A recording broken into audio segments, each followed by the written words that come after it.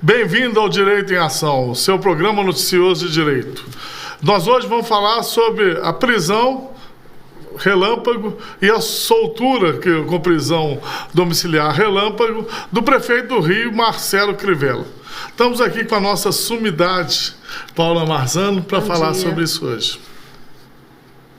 Bom, gente, ontem, pela manhã, o nosso prefeito do Rio de Janeiro, Marcelo Bezerra Crivella, foi alvo de uma busca e apreensão e de determinação de prisão por uma desembargadora do Rio de Janeiro, através de uma denúncia do Ministério Público, que denunciou por 31 vezes infantilidade deletiva por corrupção passiva, por lavagem de dinheiro e por 51 vezes da Lei 9.613, que é a Lei de Lavagem de Dinheiro. Enfim, por organização criminosa também por 30 vezes. O Marcelo Crivella, ontem mesmo, foi alvo de um habeas corpus, que aí começa as coisas pitorescas do caso.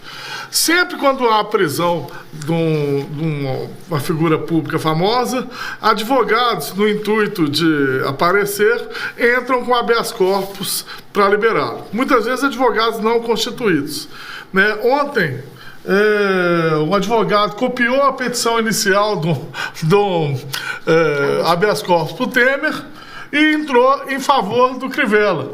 Só que ele esqueceu a peça inicial do outro que ele copiou junto, né? Inclusive não mudando. Fez um copiar e colar e não mudou tudo. Só esclarecer, habeas corpus é um remédio heróico que está na Constituição, que fala que conceder-se-á habeas corpus para proteger o direito de ir e vir da pessoa quando a autoridade pública for que estiver no abuso de poder, né? Então, habeas corpus é para garantir o direito de ir e vir. E qualquer um pode entrar para ele. Não é isso, Paulo? É isso. As questões peculiares desse caso, a gente vai dizer ao longo do programa, mas eu gostaria já de esclarecer, como eu digo todas as vezes, que a gente está fazendo esses comentários baseados nos documentos que a gente tem disponível, que são a petição inicial da denúncia, que foi feita pelo Ministério Público do Rio de Janeiro, apresentada ao Tribunal de Justiça, a gente vai explicar por que o Tribunal de Justiça, e a petição do habeas corpus, que foi interposta por esse advogado e também pelos advogados do Marcelo, foi mais de um habeas corpus interposto no STJ, e também a decisão do STJ em relação à soltura. Só para esclarecer, tudo começou com um pedido do Ministério Público para que fossem investigadas algumas pessoas, que a gente tem todos os nomes aqui, eventualmente a gente pode dizer, baseado numa delação premiada que foi feita em 2016 por um doleiro que fazia todo o esquema de lavagem de dinheiro dessa dita quadrilha que atua no Rio de Janeiro com recebimento de propinas. Então, o que seria mais ou menos o esquema, pelo que a gente conseguiu constatar na documentação que a gente avaliou? Existia todo um esquema, ainda existe, né, infelizmente, um esquema de propina, principalmente em relação aos contratos firmados com a Rio Tour, que é a Secretaria de Estado do Rio de Janeiro de Turismo, que obviamente movimenta milhões, porque o Rio de Janeiro é um estado muito turístico, e aí havia então um percentual de aproximadamente 2% de propinas que eram pagas a cada um dos contratos que eram firmados por essa quadrilha, né? Aí vem uma peculiaridade, eles pagavam isso com cheque pré-datado, hein, Paulo? Algumas das propinas foram pagas com cheque, a gente fica assim, embevecido com a estupidez humana, né, porque a gente deixa certeza da impunidade, né? É inacreditável a pessoa pagar uma propina com cheque. Inclusive, na casa do Marcelo Crivella, na hora da busca e apreensão, eles acharam um cheque de R$70 mil, que em tese seria objeto dessas propinas pagas por esses esquemas. Então, voltando à explicação do esquema, pelo que consta nos documentos, esse doleiro que foi preso teria feito um acordo de delação premiada e onde ele vai relatando todos os passos dessa operação que era feita com base na Rio Tour, que é essa Secretaria de Turismo do Rio de Janeiro, e aí pagava-se então 2% para esse esquema. Na denúncia consta, inclusive, que um funcionário de confiança do prefeito Marcelo Crivella trabalhava dentro de uma das secretarias sem ter qualquer vínculo com o Estado, só para poder administrar e organizar esses pagamentos de propinas que eram feitas pela intermediação dele, e esse doleiro fazia então a lavagem de dinheiro e a distribuição do dinheiro entre a quadrilha. Só interromper aqui que eu vou ler um pedacinho aqui que está falando exatamente isso. Eu queria que você lesse inclusive os pontos da denúncia, quais são os crimes. Isso eu vou lendo. Alguns dos crimes, inclusive, tem mais de 50 ocorrências mencionadas. O que acontece? Desde a época da campanha eleitoral, primeira campanha do Marcelo Crivella, vários candidatos, vários empresários foram chamados a aderir a esse suposto esquema criminoso. A denúncia tem mais de 300 páginas e foi construída, como faz parte da própria denúncia, com mais de 2 terabytes de informações, de HDs que foram apreendidos. Olha só, de início foram detectadas diversas manobras criminosas do grupo no âmbito da Rio Tour, então presidida por Marcelo Ferreira Alves, que vem a ser irmão de Rafael Ferreira Alves, consistentes no direcionamento de contratações de empresas para fornecimento de estrutura para desfile de carnaval, solicitação de propina para viabilizar a redução de valores que seriam oficialmente pagos a título de aluguel dos espaços destinados aos camarotes da Marquês de Sapucaí e burla da ordem cronológica de pagamentos devidos pelo Tesouro Municipal, tudo combinando com a lavagem dos capitais obtidos a título de propina. Então, basicamente, você tinha 2 núcleos de operação. Um era para viabilizar os recebimentos junto à Prefeitura do Rio de Janeiro. O contratante que contratava a licitação, que participava de determinado pleito e era vencedor, se ele não aderisse ao comissionamento, ele tinha suas faturas proteladas no pagamento. O que é? Não pagava no mês por um motivo ou por outro e tal. Se ele pagasse esses 2 a 3%, era colocado em dia o pagamento das faturas. O outro era o desvio e o privilegiamento de determinadas empresas nas licitações ou nas contratações que a gente chama de contratações direcionadas. E aí, quando tinha isso, havia um sobrepreço e esse sobrepreço era repassado para a organização criminosa também, segundo a denúncia, tá, gente? Isso daí que nós estamos falando com base no relatório da desembargadora aqui e na denúncia que foi oferecida. Nós mesmos não fomos lá checar, não. Deixa eu ler um pedacinho aqui. Eu estou com a denúncia aberta aqui, tá, gente? Dito isto, as investigações tiveram início mediante a instauração de inquérito policial número 921-00263/2018, que é onde se baseia a denúncia, em atendimento à requisição do excelentíssimo subprocurador-geral de Justiça de Assuntos Criminais e Direitos Humanos do Ministério Público do Rio de Janeiro, em decorrência de acordo de colaboração celebrado com Sérgio Misraí. Esse Sérgio, que é o doleiro que delatou todo o esquema e contou, através desse acordo de delação premiada que ele fez, contou todo o funcionamento. Aí, vejam bem, esse Sérgio foi preso preventivamente no âmbito da Operação Câmbio Desligo, deflagrada pela Força Tarefa da Lava Jato do Rio de Janeiro em maio de 2018. Como desdobramento de 2 outras operações, que são Calicute e Eficiência, a qual investigou a prática de crimes de corrupção, lavagem de capitais, cartel e fraudes a licitações pela organização criminosa liderada pelo ex-governador do Rio de Janeiro, Sérgio Cabral. Então, vejam bem, o que está acontecendo hoje né, que culminou com essa prisão do Crivella, vem desde 2016 sendo investigado através de várias outras operações que envolvem todos esses crimes de lavagem de dinheiro e evasão de divisas e etc., que envolvem inclusive Sérgio Cabral e todo esse staff dele e do próprio Crivella. Só o pagamento de propinas relacionadas à empresa Laquix de João Alberto Felipe Barreto, referentes à probabilidade de pagamento dos créditos, segundo apurou ao final o Ministério Público, atingiu no período de julho de 2017 a janeiro de 2019 a soma de R$ 1.342.749. Conforme folhas tal. Mas a empresa Laquix também foi contratada, inclusive de forma irregular, pela Rio Tour, tendo sido acordado que parte dos funcionários seria fantasma, de modo a reduzir os custos e assim elevar os ganhos ilícitos, sendo arrolados então na folha de pagamento funcionários contratados para prestar serviços à Defensoria Pública. Então, negociada rendeu o pagamento de propinas que atingiu R$ 964 mil. Né? O esquema, de acordo com os colaboradores, o João Alberto se prontificou a restituir aos cofres públicos 4 milhões e outros citados colaboradores já comprometeram-se a ressarcir aos cofres públicos o pagamento de 52 milhões. Né? O que é isso, gente?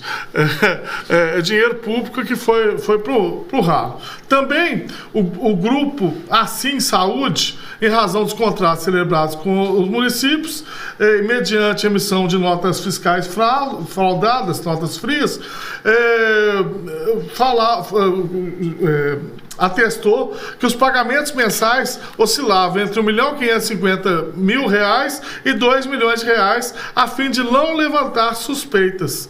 Assim, os depósitos das propinas eram feitos em favor de empresas laranjas indicadas pelos integrantes da organização criminosa, conforme planilha apresentada. Olha só, o funcionário que é o tal colaborador, esse Toleiro e Sérgio, comprometeu-se a restituir aos cofres públicos o valor de R$ 11.250.000, o que nos dá a dimensão do tamanho do estrago que estava sendo feito na cidade do Rio de Janeiro.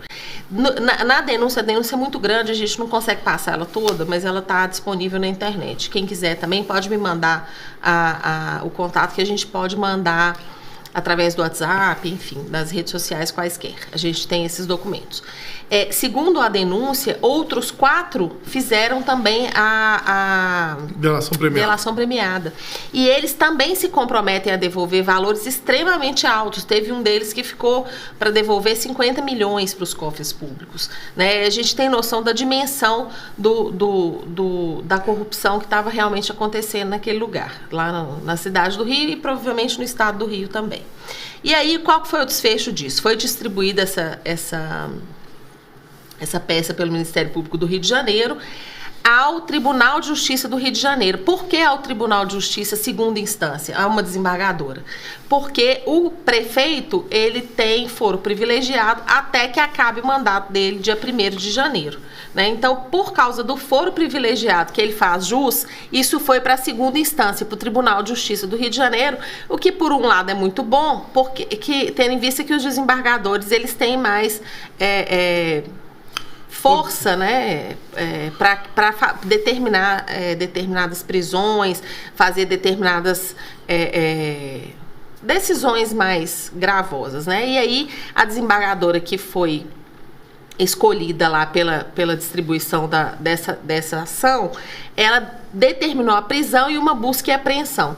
E há uma crítica muito grande em relação a essa escolha, porque, ao que tudo indica, e isso também são fatos que vão ser apurados, o STJ já falou que não, que está tudo certo, mas foi inclusive suscitado isso no habeas corpus do Crivella, que ela não poderia atuar na condição de desembargadora relatora desse caso e proferir essa ordem de prisão, porque diante do recesso forense que começou dia 20 de dezembro, ela não seria mais competente, porque tinha que ir para o presidente do tribunal, por porque todas as câmaras ficam suspensas com recesso, né? Só para todo mundo entender, existe um recesso determinado pelo Código de Processo Civil que começa 20 de dezembro e termina 6 de janeiro para as ações criminais e 20 de janeiro para as ações cíveis. Então, como a natureza é criminal, terminaria o recesso dia 6, acho que é dia 6 ou dia 5.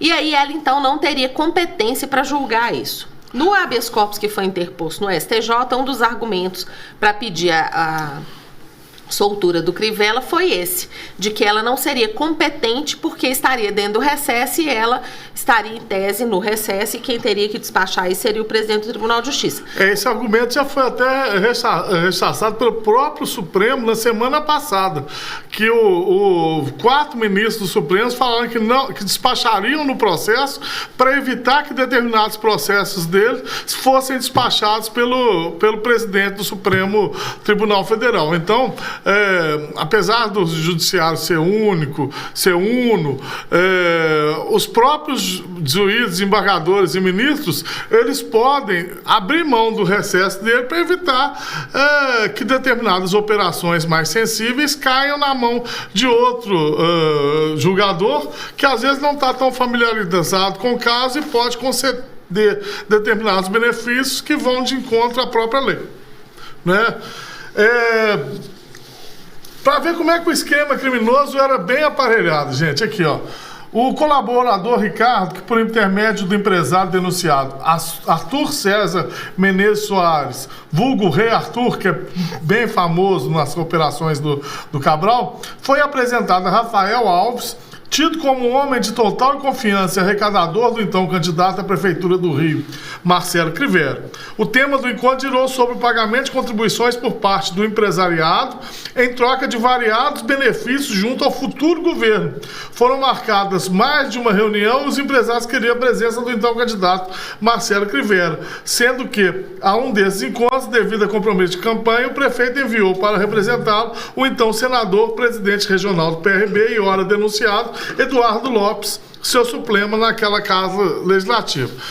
Gente, aqui ainda narra, segundo afirmou o colaborador Ricardo Siqueira Rodrigues, o seu grupo chegou a adiantar a quantia de 1 milhão a título de propina pelos futuros privilégios, não obstante tivessem sido pressionados a pagar 2 milhões de reais. Então, relata ainda reuniões com marqueteiros para ver como é que funcionaria o esquema criminoso em Miami e outros países, justamente com um poder de fogo grande para evitar apurações da polícia brasileira. O que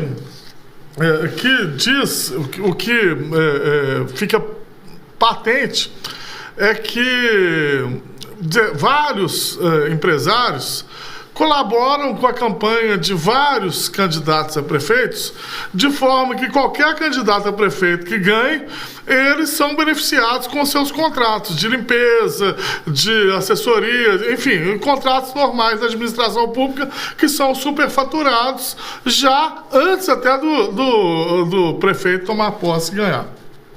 Em relação só concluindo a questão da desembargadora, o STJ, Flávio mencionou que o próprio STF já decidiu a respeito, mas o STJ, ao julgar o habeas corpus interposto pelos advogados do Crivella, disse o seguinte: não foram trazidos aos autos elementos concretos que evidenciem que não estava a relatora em pleno exercício de suas funções no primeiro grupo de câmaras criminais, de forma a autorizar sua atuação em pleno recesso forense. Então, ainda que o tribunal entendesse que essa desembargadora estava no recesso forense, o STJ entende que mesmo assim ela poderia julgar e determinar essa prisão, então não há que se falar em ilegalidade na prisão. Mesmo assim, o próprio STJ entendeu pela soltura do Crivella e determinou que ele ficasse preso em prisão domiciliar com tornozeleira eletrônica. Por quê? Segundo o habeas corpus, né, do STJ, ele tem 63 anos de idade, é grupo de risco do Covid-19 e não oferece risco ao andamento do processo, ele não oferece risco à produção de provas.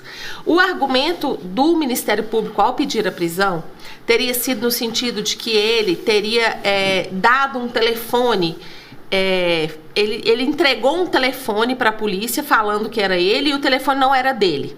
E isso seria o entendimento do Ministério Público, seria suficiente para garantir a prisão dele, para determinar a prisão dele, falando que ele estava atrapalhando o andamento do inquérito de investigação. Né? E aí o STJ, ao analisar essa questão, falou que isso não é suficiente para ensejar uma prisão, porque a prisão tem que ser assim, a última possibilidade, que existem outras medidas cautelares eficientes que são suficientes para mantê-lo afastado das investigações, para não atrapalhar as investigações. E essas medidas foram quais? Prisão domiciliar, com tornozeleira eletrônica, e aí, por causa disso, ele foi solto, acho que no mesmo dia, né? No mesmo dia da prisão, na noite do dia que ele foi preso. Ontem à noite? Foi tudo ontem, né? Ao argumento de que ele não precisava ficar acautelado numa prisão, porque ele não atrapalharia as investigações dentro da casa dele. Tornozeleira. E aí proibiram, só concluindo aí você fala, aí proibiram que ele tivesse acesso ao aparelho telefônico dentro de casa. E também há pessoas que não são do seu seio familiar. Então ele pode conviver com as pessoas da família. E nem com novos advogados. Nem com novos advogados. Ele pode conviver com pessoas da família e com advogados já constituídos. Os que ele eventualmente tivesse interesse em constituir depois dele não pode. É proibido ele ter acesso a essas pessoas, o que fere absolutamente o Estatuto da Advocacia e a própria Constituição Federal, falando que os advogados são invioláveis. Isso. Por quê? Porque, mais uma vez, o Judiciário tenta empurrar para os advogados a paridade ética dos seus clientes. Gente, advogado e cliente são coisas diferentes. Não é todo advogado que faz avião, não é todo advogado que faz leve e trás, não é isso. E outra coisa, ele constituir ou destituir advogado foro íntimo dele. Ele pode estar com um dos melhores advogados da parte criminal do Brasil, que tecnicamente se destacam, e ia falar, não, por foro íntimo eu gosto da Paula, tá entendendo? E querer contratar a Paula e achar que o serviço dela é o melhor para ele. E destituir bambambãs e bons advogados aí que em tese são mais renovados, tá entendendo? Então, mas isso isso é uma agressão direta a toda a advocacia. Mas não é esse que é o ponto nosso, e depois a gente discute. Em relação ao prefeito Marcelo Crivella, o que é que pesa contra ele? Dizem que a articulação toda, o chefe da quadrilha é ele, o chefe da organização criminosa é ele. Como que a petição descreve a atuação dele? Por quê? Porque apesar dele não comparecer às reuniões, a construção toda que foi feita é que ele liderava e ele tinha o completo domínio do fato, sendo responsável. Só que, como toda organização criminosa, o chefe geralmente é blindado. Então, o que é que o Ministério Público assevera? No que diz respeito ao atual prefeito Marcelo Bezerra Crivella, apontado como chefe da organização criminosa da qual também participaram os demais denunciados, a organização está instalada no âmbito da Prefeitura do Rio de Janeiro com a finalidade de oferir ganhos ilícitos nas mais variadas formas, como discorrido na peça, como a gente já falou, né? Não se desconhece que ele, salvo raras vezes, não participava diretamente das reuniões em que eram feitas as tratativas acerca dos contratos espúrios a serem firmados entre empresários e municípios. Todavia, tal fato não se apresenta como óbvio se identificar a autoria dos delitos da sua pessoa e assim afastar em seu benefício a presença do fumus commissi delicti, que é a aparência do cometimento do delito. Tá? Falando em termos bem... O conceito de autoria mediata por domínio da organização, embora pouco difundido e aprofundado no Brasil, possui enorme relevância prática, especialmente no que tange aos delitos cometidos por organizações criminosas, uma vez que permite, de forma legal e constitucionalmente válida, a responsabilização dos líderes que não executam diretamente o núcleo dos tipos. O que é? Que não faz a ação, mas está por trás, orientando, e é o poder dele de decisão que é utilizado pela organização criminosa. Mas não executam diretamente o núcleo dos tipos, mas de qualquer parte, todas as ordens ilícitas, na maior parte das vezes, de modo implícito, partem dele. Tá? Então, é isso que é. No caso dos autos, conforme bem delineado pelo Ministério Público na peça inicial acusatória, o prefeito não só tinha conhecimento, mas também autorizava a prática de tais crimes e dele se locupletava. Então, ele autorizava e tinha o benefício econômico. Ora, assim sendo, é evidente que o prefeito se locupletava de ganhos ilícitos auferidos pela organização criminosa que na realidade se instalaram no município, já com tal propósito, pois, do contrário, não colocaria o seu futuro político em risco, apenas para favorecer terceiros, como mera dívida de campanha. Observe que o prefeito recentemente anunciou a sua intenção de concorrer ao governo do Estado nas futuras eleições, quiçá com os mesmos objetivos espúrios. E aí ingressamos na análise da presença do indispensável periculum in libertatis. Então, perigo de deixá-lo livre e ele fazer o que a peça mesmo fala, que ele estava alterando a verdade dos fatos, atrapalhando as investigações e em contato com os outros, continuando na prática delitiva. O que autoriza a decretação da prisão preventiva. Uma coisa que eu acho interessante, que eu acho importante a gente comentar, é a questão do uso dos telefones pessoais nas investigações policiais. Aí eu já estou falando até de uma forma mais genérica, porque a gente vê isso diuturnamente, é quase que corriqueiro. No caso do Crivella, na hora que foi expedido o pedido de liminar pelo STJ, no habeas corpus, ficou determinado que ele deveria indicar o endereço onde cumprirá a prisão domiciliar, ou seja, a residência dele, ele tem que informar o endereço, e franquear acesso à autoridade policial para aferir suas condições e retirada de toda e qualquer forma de contato exterior. Então, a polícia aqui ficou autorizada a tirar de dentro do imóvel telefone e afins, né? Os tablets, tudo que é possível facilitar o acesso dele à comunicação com o exterior deve ser retirado. Permissão de acesso sempre que necessário da autoridade policial, proibição de contato com terceiros, seja quem for, salvo familiares próximos, profissionais de saúde, advogados previamente constituídos, nós até falamos, desligamento das linhas telefônicas fixas e entrega à autoridade policial de todos os telefones, móveis, computadores, laptops e tablets que ele possua ou a família. Não está falando a família aqui não, mas eu deduzo que a polícia vai tirar todos, porque senão não justifica. Proibição de saída sem prévia autorização e vedação a contatos telefônicos. E monitoramento eletrônico, que é a tornozeleira eletrônica.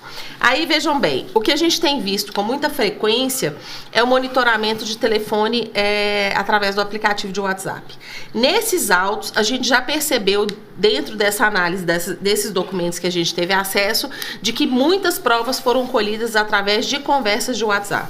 Então, quando a autoridade policial pega esse telefone e analisa as conversas de WhatsApp, ele teria que ter, em tese, uma autorização já previamente determinada pela autoridade judicial para acessar aqueles dados. Inclusive, já tem decisão do STF e do STJ falando que quando o acesso ao WhatsApp é proibido pelo paciente, né, pelo acusado ou investigado, aquilo ali seria uma prova inválida. E aí a gente tem essa decisão aqui que já determina antecipadamente que todos os sigilos sejam quebrados e que todos os aparelhos telefônicos sejam avaliados pela autoridade policial.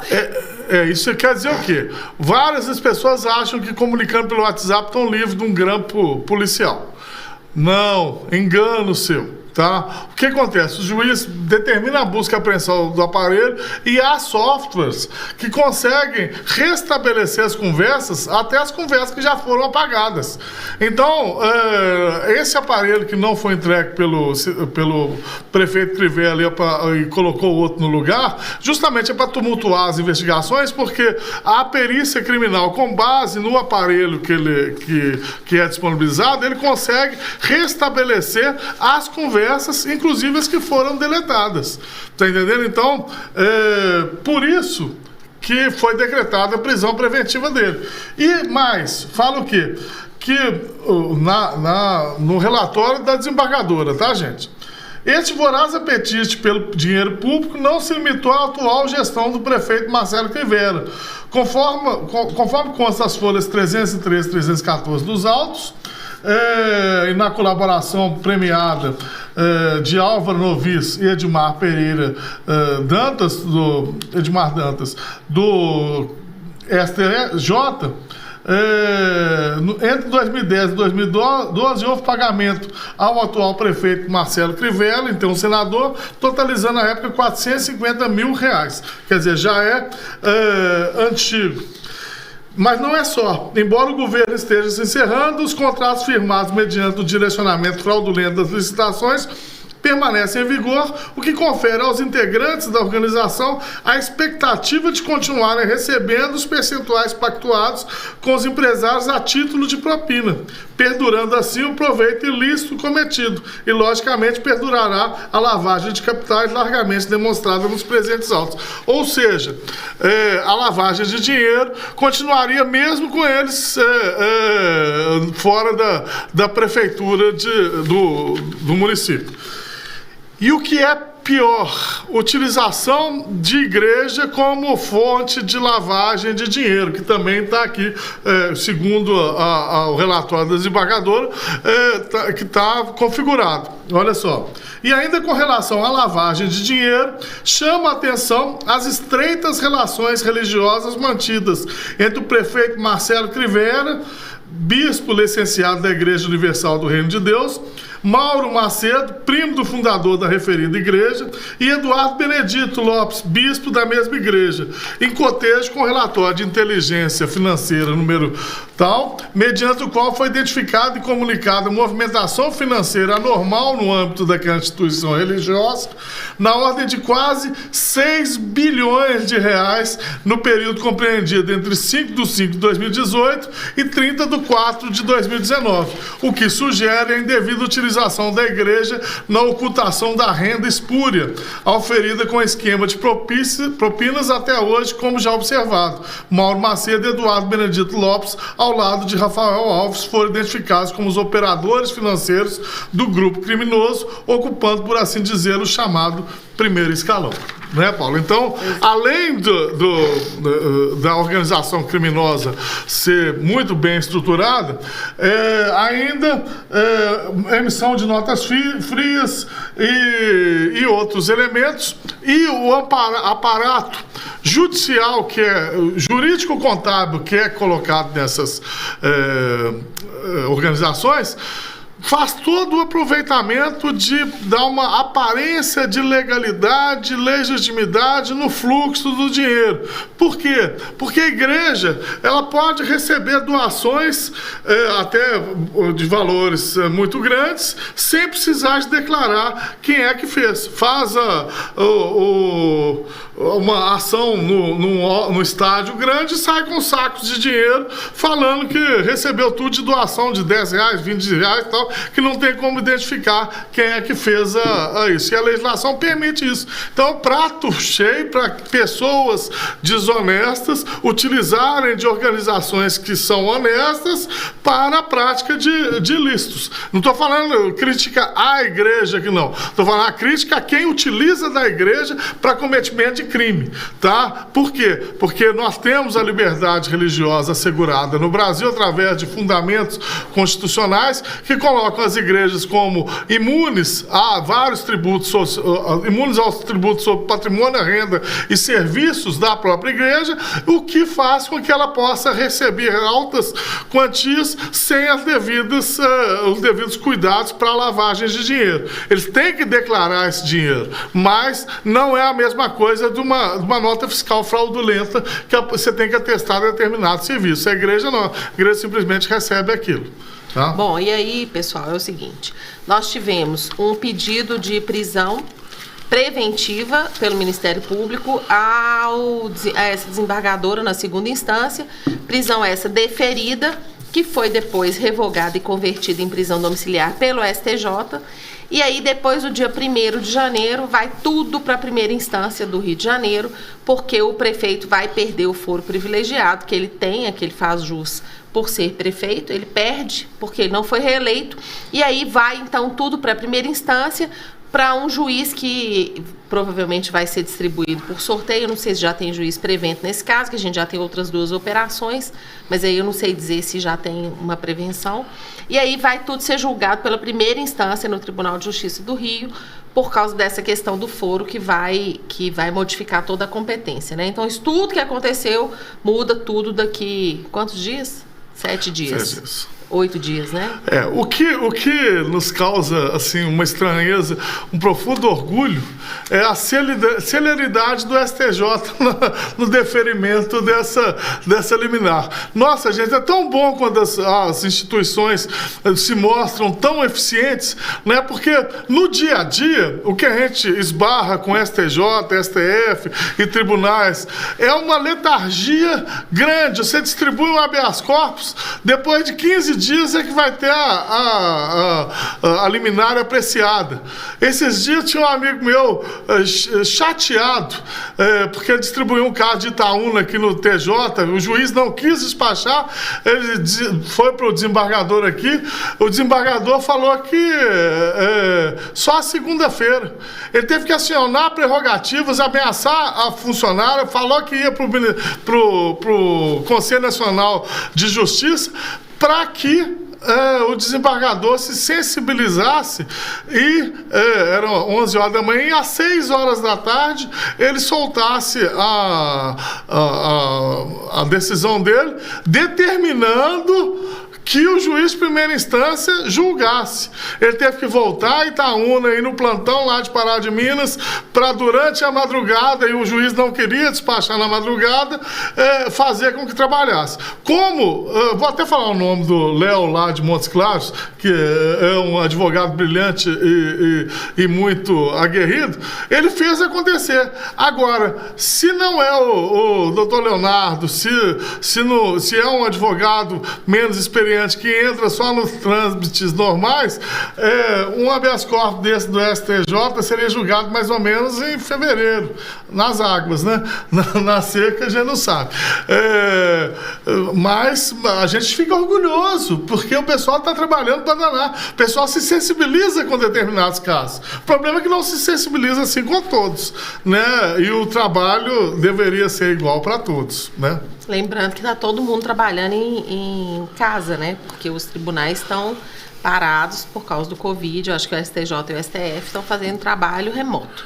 Então, assim, vai lá despachar um HC para você ver se você acha alguém. Eles acharam, né? Como política de desencarceramento, está certa a decisão do ministro do STJ, né? Que é o quê? Que o caso dele pode ser muito bem controlado pelas medidas que ele colocou lá. Só a polícia realmente fazer a fiscalização que pode. Agora, essa política de desencarceramento tem que ser ampliada a todos. O que a gente vê é que, a parte do Covid mesmo, o ministro Fux determinou que várias pessoas que já estavam na rua, sem qualquer tipo de problema, cumprindo a pena aplicada a ele, mas numa boa, que pessoas que não são criminosos, violentos, tudo aquilo que a lei fala, que é o caso do crime de colarinho branco e tal, tiveram que retornar às prisões. Então, a impressão que dá é que os juízes, os desembargadores, os ministros, eles são mais sensíveis ao nome do paciente do habeas corpus. São mais sensíveis ao nome até do que o conteúdo. Porque o conteúdo, os advogados, eles repetem o mesmo conteúdo em vários habeas corpus. Alguns obtêm êxito, outros não, o mesmo caso. Mas aí você vai ver o PPP, ele tem o habeas corpus negado. O cidadão de bem, ele tem o... O que é um PPP? Preta, puta e pobre, que são os destinatários do direito penal, né? O cidadão de bem, que é esse delinquente que é cheirosinho e que se apresenta bem na sociedade, ele tem todos os benefícios legais, né? Então, gente, a lei que dá para o cidadão de bem tem que dar para a PPP também, tá? Bom, pessoal, é isso aí. Era o que tínhamos, a gente vai continuar acompanhando o caso. Se a gente tiver novidades, informações adicionais, a gente traz de novo, comunica de novo. Eu acredito que vai ser um longo caminho aí pela frente, porque são muitos crimes, muitos envolvidos, a coleta de prova vai ser extensa, então não vai ser nada que vai se resolver por enquanto, não. Eu só espero que a prescrição não alcance os crimes, né, que é o que a gente vê aqui no Brasil, tão comumente, né? Vamos ver se esse vai. Eu queria agradecer Bira Monteiro, Givaldo Ramos e o Igor Máximo pela participação, eles estão aqui comigo no chat, e mandar um abraço para a Kelly de Birité. Beijo, Feliz Natal, obrigada. Queria mandar um abraço a todos vocês que nos ouvem, dizer que esse ano de 2020 foi um ano muito bacana para nós, voltamos ao Direito de Ação, esperamos que em 2021 a gente esteja aí com vocês, que vocês nos deem a sua audiência, colaborem com a gente divulgando e curtindo o canal, que é feito com muito carinho e amor para todos vocês.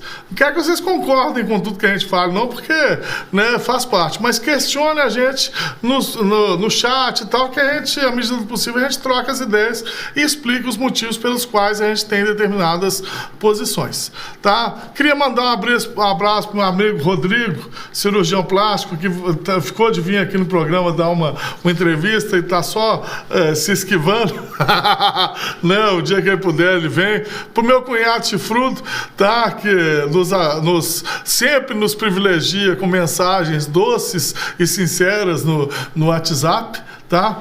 A você, Sumidade. Um beijo para você, tá? Para você, Vitor, para o Rodrigo, para Carolina, para todo mundo aqui do estúdio, Hector também, tá? E que 2021 seja muito melhor do que 2020.